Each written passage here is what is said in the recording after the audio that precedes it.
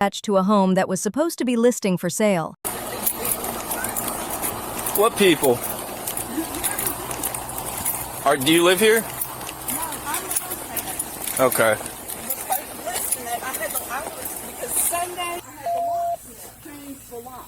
You changed the locks? We were going to. Okay. So who are these people that are in there? To the side door, and I could hear people talking.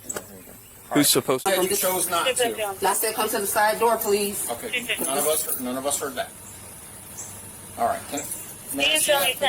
So what's going on? You heard my keys? Okay. I don't know. This is Deputy Rosa. They're saying they have a lease agreement. So this is what I have in my hand. I have receipts from.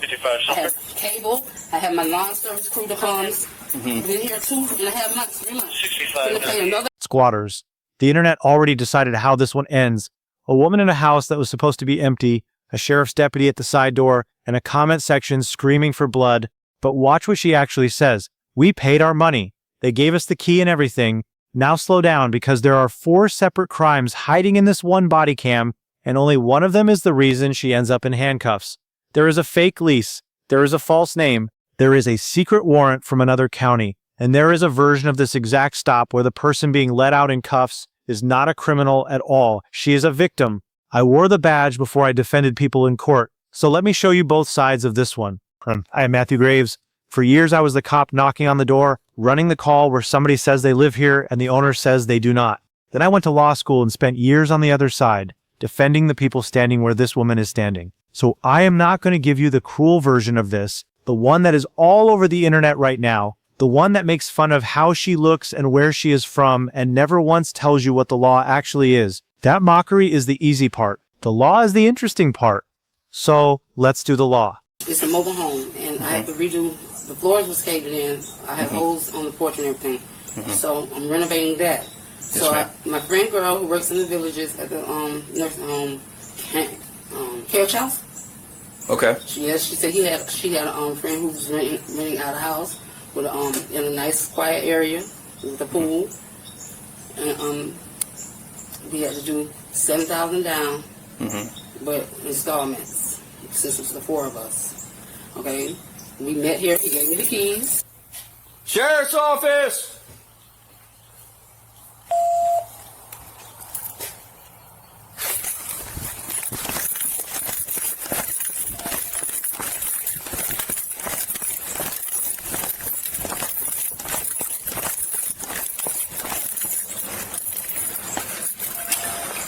Where's your other daughter? Step out here with you guys. Mom? You want me to step out? Yeah, come on here. Mom, Here is the scene. A house in Sumter County, Florida. It is listed for sale and it is supposed to be empty. The realtor calls it in. Watch the very first thing the deputy asks. Who's supposed to be in there? Nobody is supposed to be. But the house is not empty. Inside are several people who say they live here now, who say they signed a lease, who say a man handed them the keys. One of them comes to the door with paperwork and receipts and a story. And that story is where this whole thing turns. Now here is the part almost nobody watching this understands, and it is the most important thing I can tell you.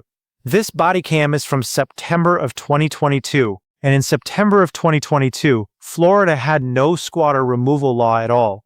None. Back then, if people were inside a house claiming a lease, the normal answer from law enforcement was 4 words you would have hated. This is a civil matter, meaning the cops leave, and the owner has to go file an eviction and wait months to get his own house back. So watch this deputy not do that. Watch him handle it on the spot. The question is how? How is that legal? 2 years before the law, everybody thinks this is about even existed. Shauna, her friend Lacey, and my nephew Brandon and me. You know what I'm saying? Everybody got them $600. So they saying that y'all got them for stealing something, but everything is mine. We brought everything. We bought everything. It was completed when he gave me the key. Who is he?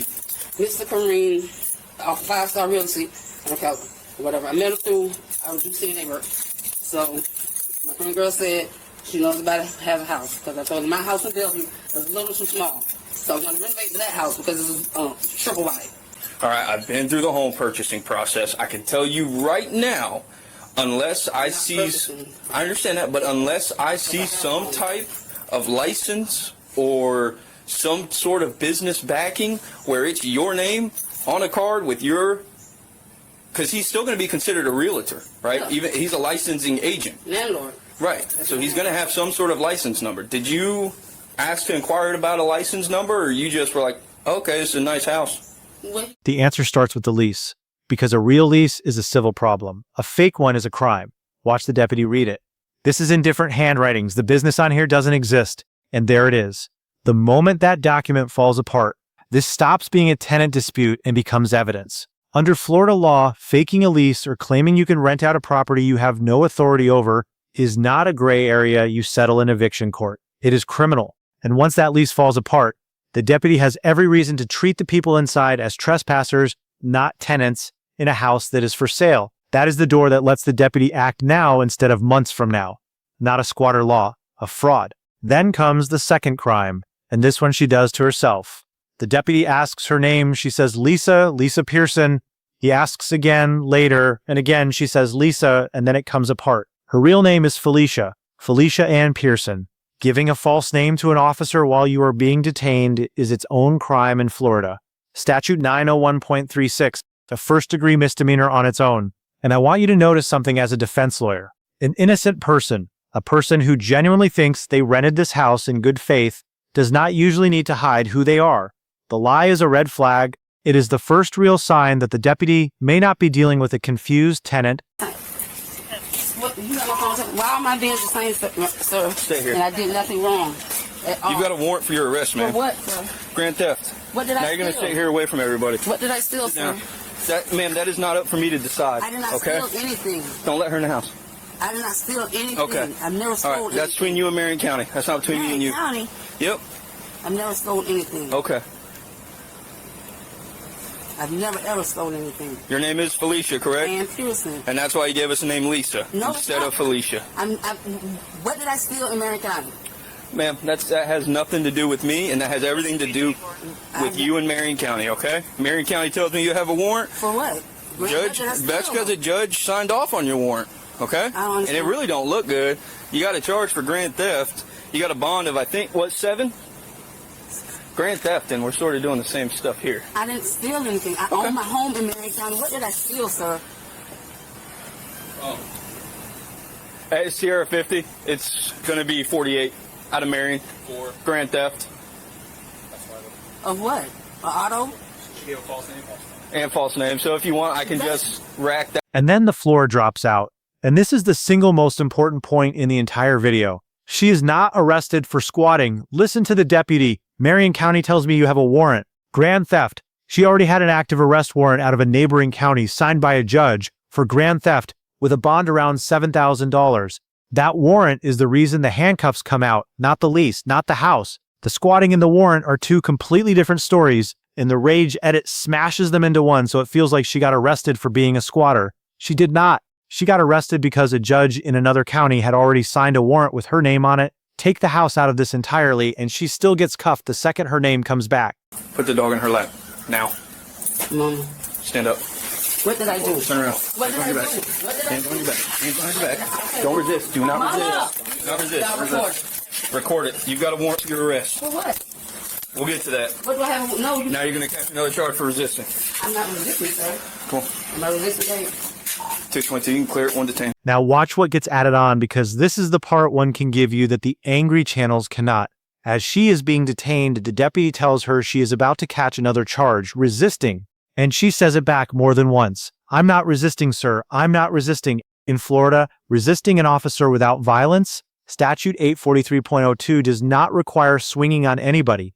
Pulling away, tensing up, not giving your hands, that can be enough. And here is the honest read from somebody who has been on both ends of it. That charge is real, but it is also the most reached for add-on in the book. It gets stacked on top when the stop is already going sideways. As a cop, I understood why it gets used. As a defense lawyer, it is exactly the kind of tacked-on charge I would be fighting to throw out, because it so often describes nothing more than a scared person being slow to cooperate. So let's correct the comment section, because the law in there is wrong on purpose. The top comments say home invasion. They say she should have been shot on sight. No, home invasion robbery in Florida. Statute 812.135 requires an occupied home and force, a robbery of the people inside. An empty house that is for sale and a fake lease is not that. Not even close. This is trespass and fraud, not a shoot-on-sight scenario, and anybody telling you otherwise is selling you anger, not law. With in a nice quiet area with a pool, and we had to do $7,000 down, but installments since it was the 4 of us. Okay, we met here. He gave me the keys. How did we get $7,000 down? How is that calculated? Because he says the lights are going to be on already, and the water. Did he show you any credentials? Did he have anything of that nature? Yeah, like we're not. You heard him keep saying they're gonna, like we burglarized it. Like, and all we've been doing is hard work. Like, how can we burglarize something that we pay for? That's weird. Like, I don't have other properties. Like, you know, it's like I'm not like I'm a child. You know? It's weird. What? When take it stuff and then And here's the wrinkle the mockery channel can never touch. The reason I told you to watch both sides. Rental scams are real, and they are everywhere. Fake listings, fake landlords, real keys handed to real people who really paid. Watch her story again. She says a man named Kareem showed her the place, told her he was with a real estate company, and took her money. $600 a person, thousands of dollars total, for a house he had no right to rent. If that is true, then there really is a victim in this story. And here is the uncomfortable truth I want you to sit with. On bodycam, in the first 5 minutes, a scam tenant and a criminal squatter look exactly the same. Same paperwork. Same I paid my money. Same they gave me the key. What separated the two in this case was not how she looked or how she talked. It was the evidence, the false name, the active warrant, a lease pointing to a business that does not exist. That is what tells you which one you are looking at, not the optics, the proof.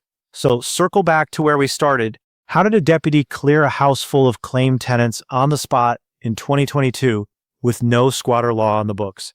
He did not use a squatter law. He used trespass, a fake document, a false name, and a warrant another county had already written. 2 years later, in July of 2024, Florida finally passed one, House Bill 621, and it exists precisely because most of these cases are not this clean. Most squatters do not hand you a warrant. Now, an owner can take a sworn complaint straight to the sheriff and have unlawful occupants removed without waiting months for an eviction, as long as they never had a real lease and there is no actual court case pending over the property. If this exact incident happened today, the deputy would not need to get lucky with a warrant. The law would be the tool. In 2022, the evidence had to be. So what do you actually do with this so you are never the person standing in that doorway when the sheriff pulls up? 3 things. 1, before you pay anyone $1, look up who really owns the property. Every county has a property appraiser record online, and it lists the legal owner. If the name on the lease does not match, walk. 2, never hand over cash or a deposit before you have a real signed lease and you have met the landlord somewhere real, an office, not a parking lot, not just a guy with a key.